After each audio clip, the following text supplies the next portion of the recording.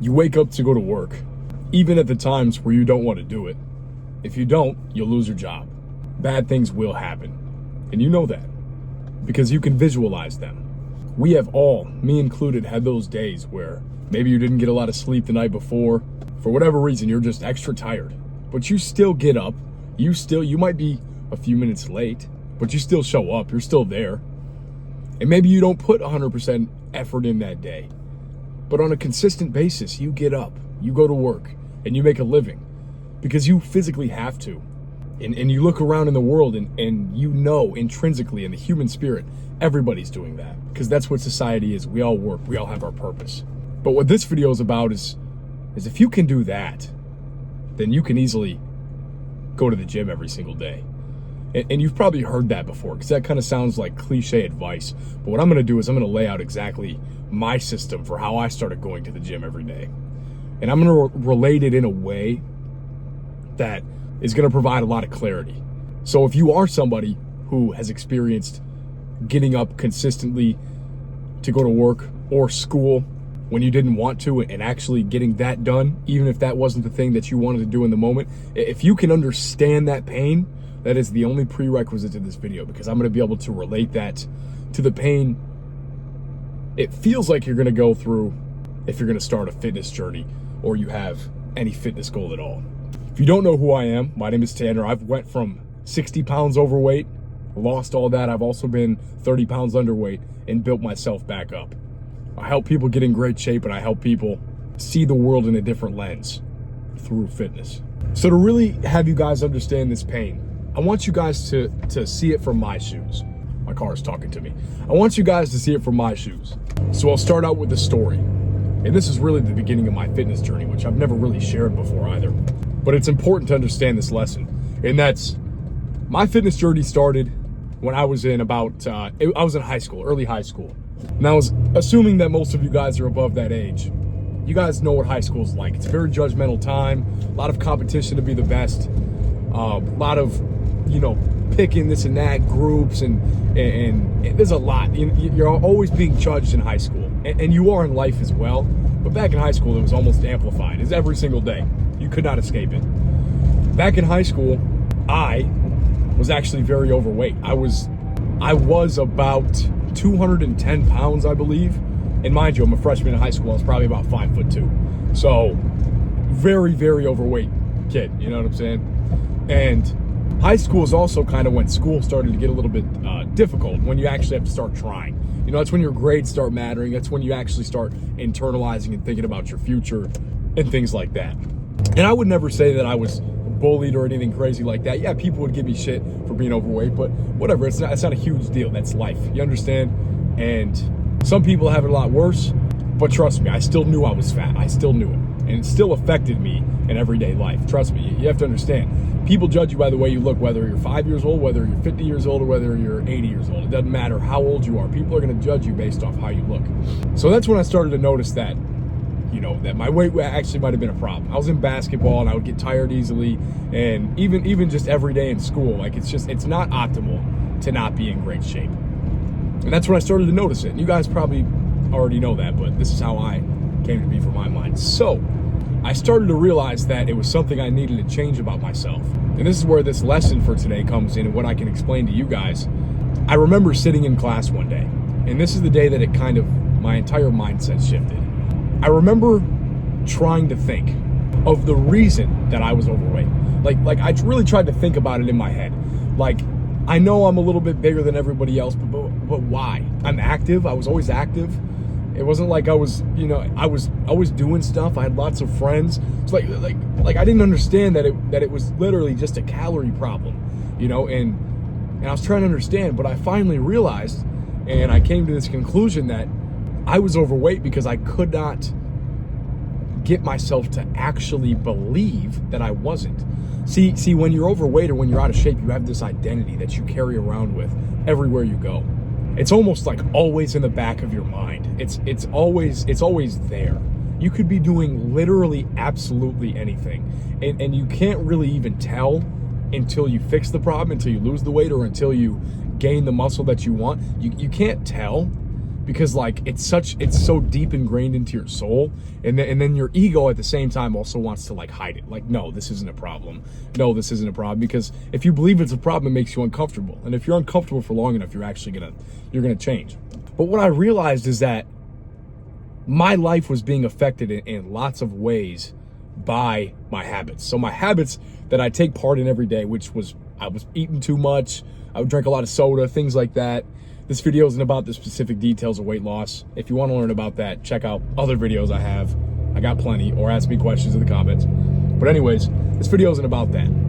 This video is about the mental aspect. And I remember thinking, like, why is it that I know I'm overweight and I know it's a problem, but I still go home and I'll still eat way more food than I know I should be eating? It's just like, I thought maybe I had like an issue, like I was just more hungry than everybody else, or something like that.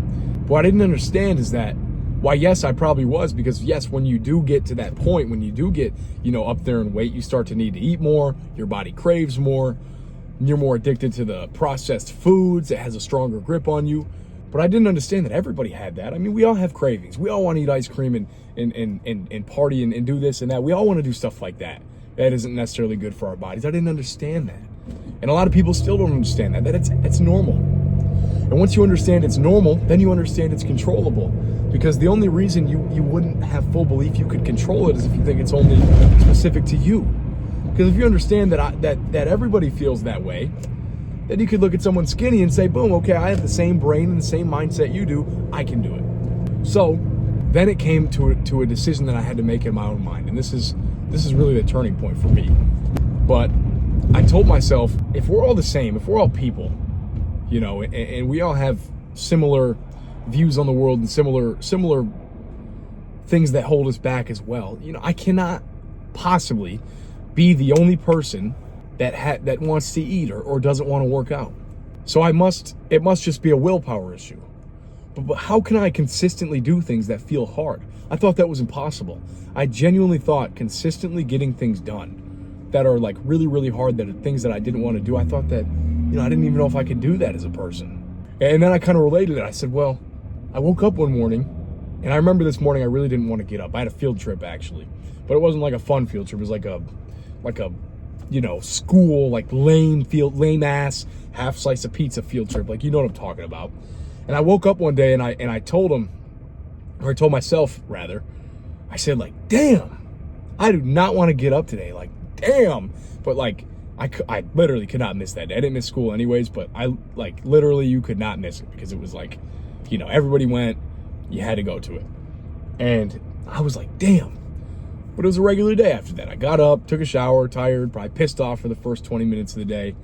But it was a normal day after that with the lame ass field trip. And then I remember being on the bus ride back from that field trip, and I said, and this is where my mind clicked. I had that aha moment. That same moment I'm gonna try to convey to you guys right now, if you're listening. And I said, that was hard. And I said, damn, it would suck to be me in the morning. I remember thinking, like, damn, I'm glad it's the end of the day, because I would not want to have to do all that shit over again. And then I thought, like, damn, I'm probably gonna have to do it tomorrow. It wasn't Friday, it was like early in the week, Tuesday or something. I said, damn, I'm gonna have to get up again tomorrow. And then I thought, like, wow, but I'm gonna do it anyways. You have to understand, like, you're always gonna have these circumstances. But I said to myself, like, yeah, it's gonna suck, but I'm gonna do it anyways. And then I remember thinking, like, if I can do this, if I can get up for school every day and literally go sit in a classroom and talk about some fuck ass, whatever it was in 9th grade, algebra 2, whatever. If I can literally get myself out of bed to do that, I can go work out. I can go lift. Because in my mind, working and lifting was going to be this thing that I hated, and it was for a long time. I'm not one of those people that I started picking up weights and started getting on a diet and was like, oh, I love this. I love it now. You guys see me now. I love it now. I fucking hated it then. Hated it then. It was not fun. But I told myself, like, if I could do this hard thing, why can't I do this hard thing? And it's not the fact that I learned that got me, and this is important. I'm going to say it twice even. It's not the fact that I learned that. It wasn't the aha moment that really got me going. It was the belief. It was the understanding that I could do it. It was the link I put together that built the chain from not being at my goal to my goal. You guys see all my whiteboard videos. If I had a whiteboard, I draw that fucking little diagram I draw for you guys all the time. It was the link that took me away from my goal to my goal. Boom, connected the dots.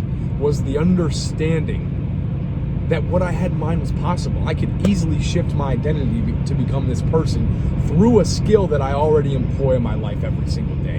And it was the belief that got me there. Now, if you want to get this belief into your life, I'm going to give you a small exercise and I'm going to get you out of here.